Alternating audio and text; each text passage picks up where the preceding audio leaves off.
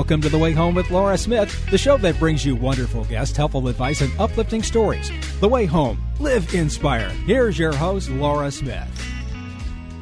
Now, spring marks the beginning of so many things, and lots of wonderful events take place during the spring. But there's something, if it hadn't been for today's interview, I probably would have forgotten. I would have left it in the ancient archives of history of my life and many others. And that would be taking the SAT, which, if I do remember correctly, I didn't do so great, and lucky I got into college. But wow, have times changed? And I know that there are so many resources available to young ones who are using the SAT to help them to apply for colleges and such. We have someone here today, Priscilla Rodriquez. She is the Senior Vice President, College Readiness Assessments. Thank you so much for joining us today. You're bringing up, I'm not sure if they are the best and happiest memories, but nonetheless, I can't wait to hear what you have to share today. Well, thank you. Thanks for the time. As you noted, this is a great time to talk about the SAT because millions of students, usually high school juniors, have just or are about to take the SAT kind of between March and June. That's a prime time for students to get started with the SAT as they're approaching the end of high school and making their plans for life after high school. Right. And if I remember back in my day, and we're talking the 70s, late 70s, in order to get into college, you had to take the SAT. I don't think that we were allowed to apply without an SAT score. Am I right about that? Or was it different decades ago? No, I think you're right. And that was true when I applied as well. That changed relatively recent. So before the pandemic, just about every college and university required a test score on the application. That changed rapidly during the pandemic, right? When students couldn't gather to take these tests, colleges understandably moved to policies they called test optional. If you've got a score and you like it, put it on the application. If you don't have one or you don't like it, don't. 5 years later, many colleges still have that test optional policy. Many others have returned to required. So today's students are navigating it's not quite half-half, but like a mixed world of testing policies. So the first piece of advice I want to give to students and their families is as they're starting to build that list of colleges they're really interested in, pay attention to the application policies, especially for the tests, because it does differ. And given that some require it and some make it the student's choice, students are still overwhelmingly taking the SAT. And they're doing it because they want to keep their options open, right? But when you have a score, you can apply anywhere. And for many, many students, that score is a point of strength, right? They feel it does show what they learned in reading, writing, and math during high school. And they know that it's a measure, it's a score that colleges trust and understand, right? If you put yourself in the shoes of a college, you're getting tons of applications from amazing students all over the country, including from high schools you've never visited, you've never heard of, you don't know what classes they offer, you don't know how they grade, and they have ways to make sense of all of that.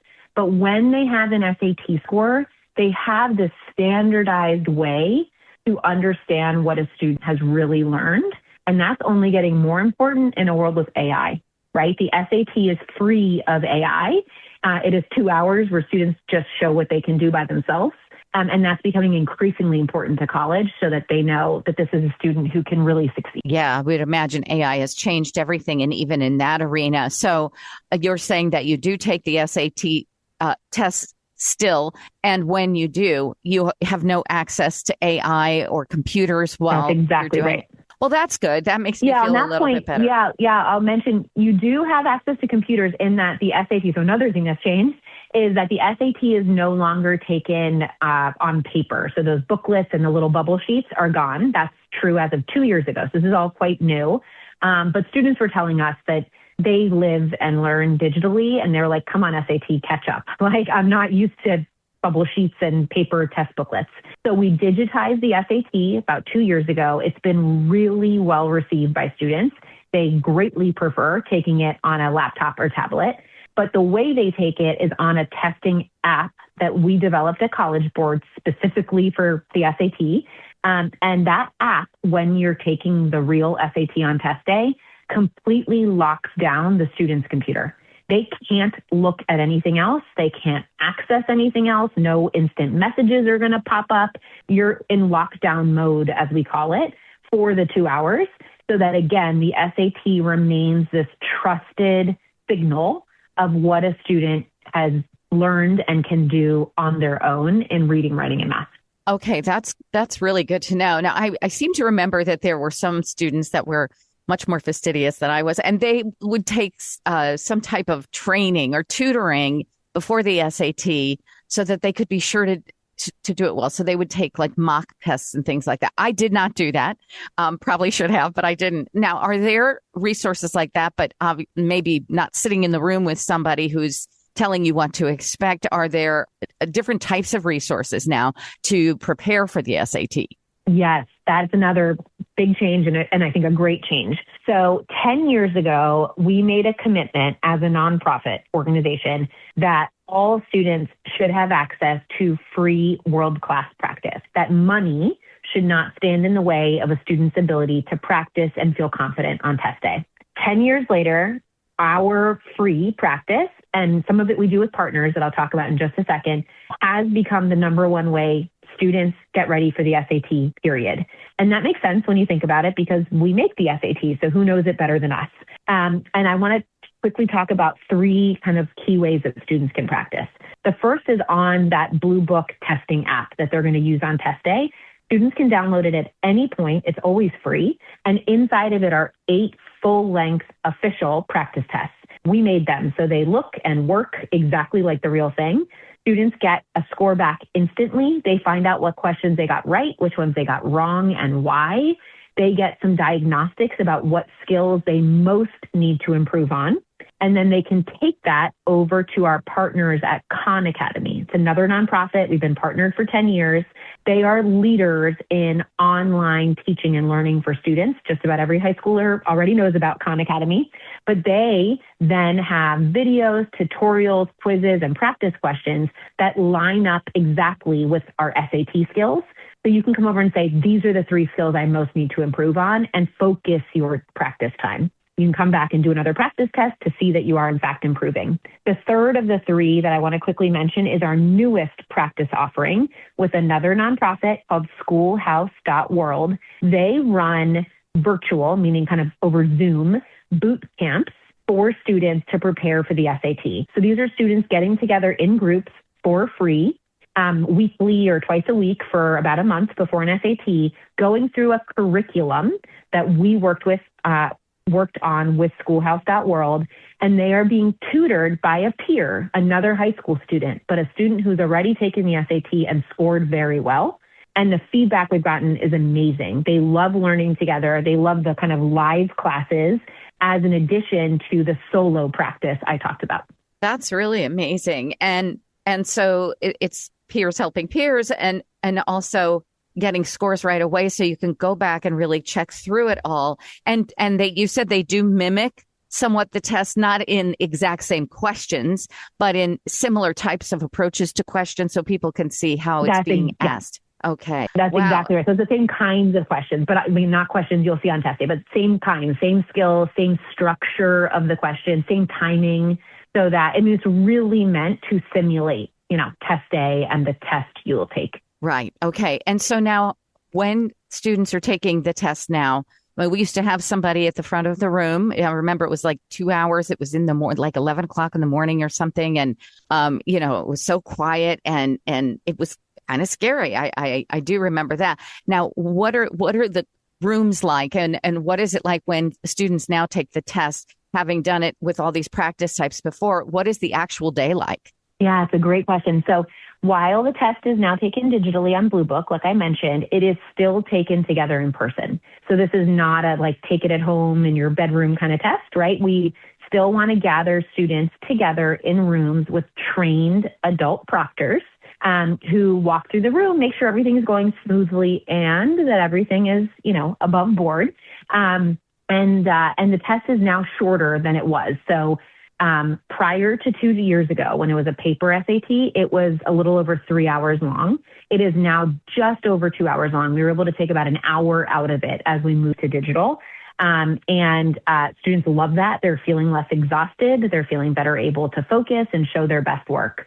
So in some ways, a lot has changed, but that act of kind of gathering with your peers in a room with an adult there to help and monitor, that part hasn't changed. And is the actual program itself, the Blue Book, it is absolutely secure, safe, and fair. No one has to worry about the machine that is doing right. anything. Yes, that is okay. Exactly. No, that's so important, and something we work very, very hard on. But yes, Blue Book is really, I think, the most secure testing application out there. It ensures that when students are in the real SAT, they can't access anything else. So their score reflects what they've learned and what they can do. Well, gosh, I mean, this is so interesting, and it looks like it's made so many wonderful improvements. The overall experience of taking the SAT. Now I wish I could do it. Now I wish I could do it now. But yeah, too late for me, but not for others. When should a family start gearing their young one that's in high school towards these and start training for them? Like, is there a recommended age or grade? It's a great question. So most students take the SAT for the first time spring of their junior year. So like right now, March, April, May, or June. That is the point at which they've seen and learned what we test on the SAT. So assuming a student's going to take it for the first time in spring of junior year, we recommend that they register for their SAT just a few months before that and start practicing around the same time. Use those practice tests, use Khan Academy, consider signing up for a schoolhouse.world boot camp. Students don't need to go overboard, but they want to feel familiar with the Blue Book app, the length of the test, the kinds of questions, and figure out what skills they're kind of most rusty on, and focus on those. And then many, not all, but many students will take the SAT one more time, usually very early in senior year, August, September, October, as they're kind of preparing their college applications. A lot of students do see improvement from their first to their second SAT, especially if they did targeted practice in the middle. That's great. And can they find out which colleges and universities are indeed requiring the SAT? So maybe the families want to gear them towards the ones that absolutely accept SAT and maybe not go towards a school that would, not need it. Is there a way to find out which schools offer or actually require it for admittance? That's a great question. So the advice I'd give, because again, there's now this variety in colleges testing policies, the best thing to do is for students and families to go straight to each college's website. They do a good job of making very clear, right? When are applications due? Do we require test scores, et cetera, et cetera? Go straight to the source to make sure you know. But as students are kind of developing that list that they're interested in, that's something they should go and do. So they have a sense for, okay, on this one, I've got to put a score. On this one, I'm going to have a choice. Wonderful. Priscilla, what are the best websites to go to find out all the information on everything from taking the SAT to Khan Academy to the Blue Book and everything else that you've talked about today? Yes, the best place to go is SAT.org, O-R-G. There you're going to see upcoming test dates. You can register. We have information and links to all of that free practice I talked about. So SAT.org is the single best place to go. That's easy. Now, that's a question I could have answered. SAT.org. Wonderful stuff. Thank you so much, Priscilla Rodriquez, and so much pertinent information if you have someone who is college bound and you may want to know. Senior Vice President of College Readiness Assessments, thank you for your help today. Thank you. I appreciate the time. You're listening to The Way Home with Laura Smith. Once again, here's Laura. Well, I can't remember a year where we've had more crazy, tumultuous weather than this past year. And living in northern Indiana right now, let me tell you, between the thunderstorms, the hail, the tornadoes, and the snowstorms, we don't know from one day to the next what kind of mixed bag we're going to get. But you know what? Where it really gets scary is when you think about your home and all that can happen during it, and you want to make sure that you're prepared, you're ready, and you are protected. Today, I have with me two gentlemen that are going to really help tell you how to be prepared for this and maybe to ask questions you haven't already asked when it comes to insurance and such. Michael Richmond Crum is here. He's Senior Director, Personal Lines and Counsel with the American Property Casualty Insurance Association. And Dr. Ian Giammanco, Managing Director of Atmospheric Science Insurance Institute for Business and Home Safety. You guys have long titles, but that's okay because I'm sure you have all the best advice on, well, first of all, where is all this weather coming from? I mean, is it crazier than ever, or is it just me getting older and thinking so? So, Laura, it's kind of I'd say there's a bit of both, right? We're in a transition year out of what has been a kind of a stagnant La Nina over toward an El Nino pattern in the Pacific from a weather perspective. These transitions in this phase often bring us really wild swings in the weather. So from cold to warm, from severe weather to winter weather, all sort of right in the same couple of weeks. We're at that typical changing of seasons as we head into the spring. And with that comes severe weather. Now, there is a piece of that, though, from a geographic perspective, where we have seen shifts in severe weather, especially if we look at tornadoes across the southeast United States. From a hail perspective, we've seen more hail sort of migrate its way north a little bit. Even though the events themselves kind of waffle around from severity, there is a bit of that. And these transition years can bring us these wild swings. So, yeah, we've started early this year with severe weather, especially in the upper Midwest. You've been dealing with it in Indiana, Illinois.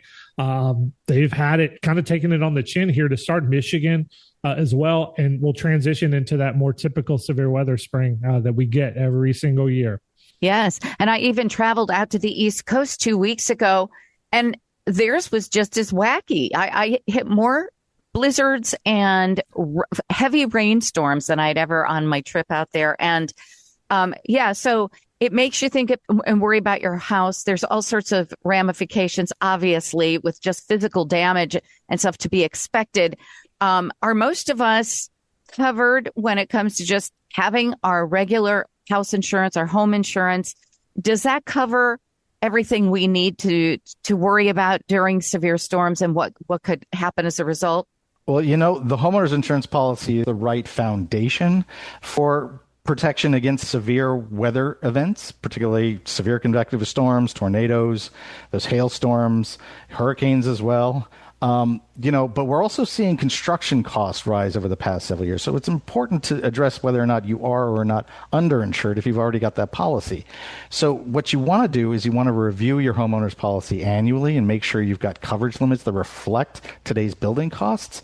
You also want to you want to check to make sure you've got the right coverage types, especially flood insurance. A lot of people don't know that flood insurance isn't generally covered under a standard homeowner's insurance policy. So you got to go out and get it separately. It's also worth reaching out to your agent and discussing whether or not you have replacement cost or actual cash value policies, or whether you have protections like automatic inflation guard, which automatically adjusts your coverage limits to keep pace with the rising costs associated with inflation, which we've been seeing over the last couple of years. You can also check to see if you've got extended replacement cost coverage. And that's an endorsement that sits on top of your policy, gives you a little extra coverage, typically between 10% and 50% above the dwelling coverage limit to help rebuild a home after a covered loss. So the critical thing here is make sure that you know what coverage you got so that if you need to make adjustments to your policy, you can go out to your agent or you can go out to your insurer and you can ask the right questions and make sure you got the right coverage. I mean, for the most part, I had a fire in my home during a renovation 5 years ago, and I was amazed at, how wonderfully my insurance agency handled it, and our coverage was so good. But I hear stories of people who have catastrophic damage, or maybe their roof has come off or whatever, and for whatever reason, or trees have fallen into people's yards and somehow they're responsible, even though it's their neighbor's tree. And it sounds like a lot of people do struggle with the fact that they don't get the coverage they think they're going to.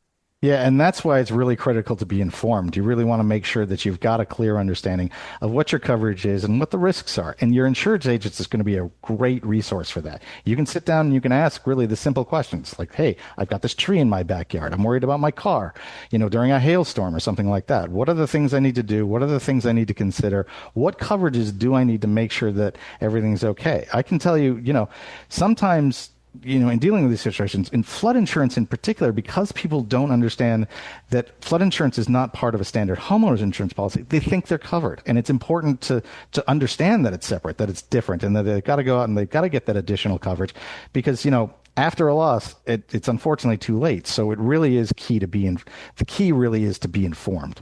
Absolutely. And then I think about those poor people out in California with the Palisades fire and how all those thousands upon thousands of homes and businesses were destroyed. And I'm hearing reports that there have been like only 3 rebuilds in a year and a half or since it's happened, however long it's happened. And I worry about that too. So what about, like I said, I had a fire situation 5 years ago, but here it was taken care of perfectly. What if you live in a state that doesn't have the same policies? And why does it vary so much from state to state?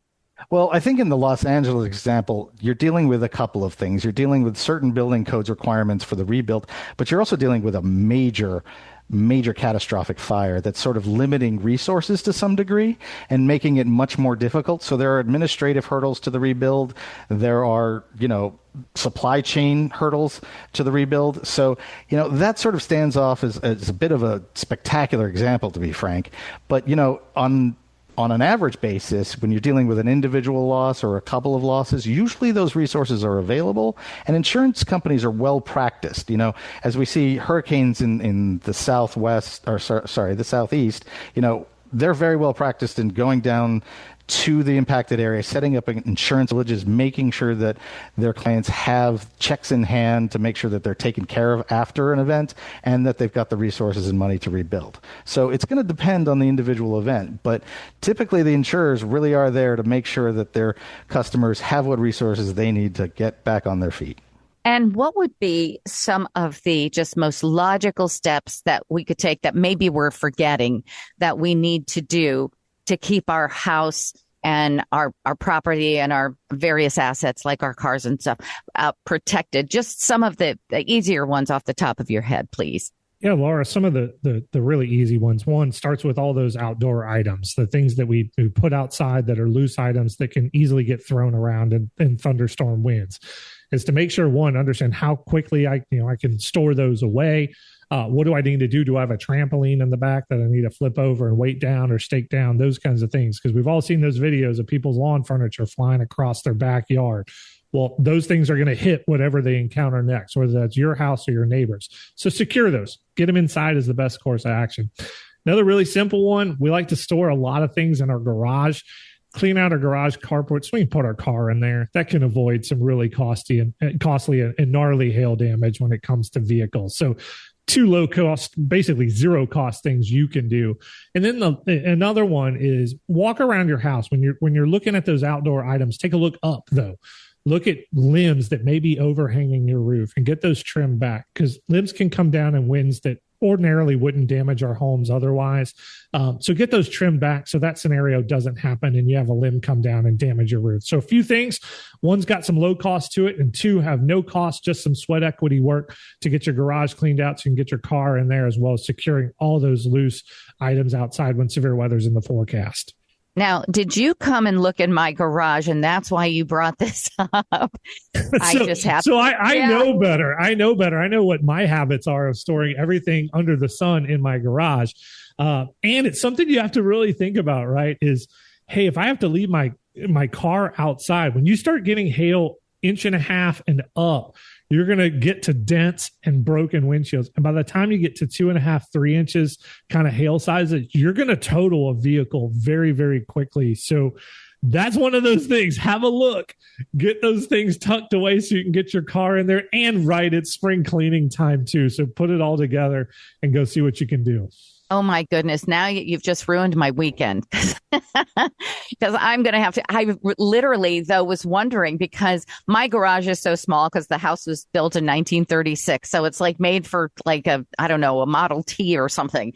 But I wonder, like, if the car isn't in the garage and you do have damage to your car, is an insurance company going to cover that? Or are they going to say, hey, lady, you should have been parked in your garage? Yeah, well, hopefully you've got both home and auto. And in specific instances, it's going to sort of depend on the facts on the ground.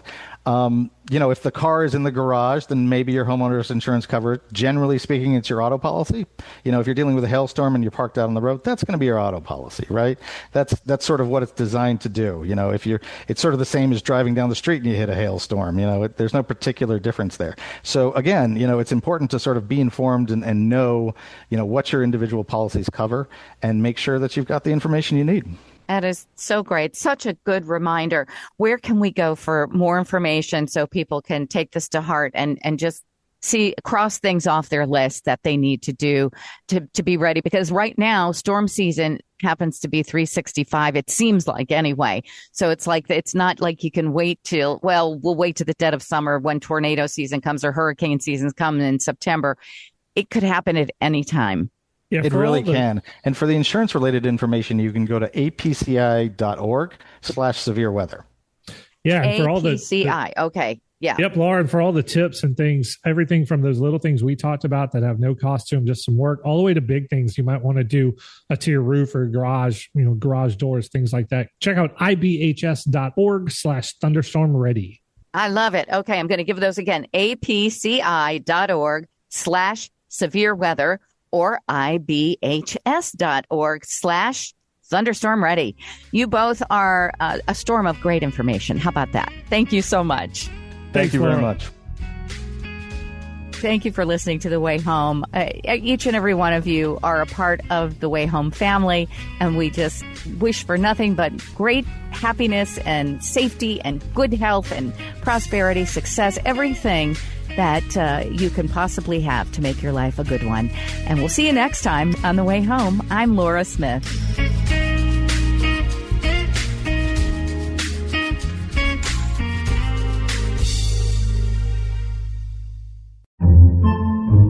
Podcasts by Federated Media.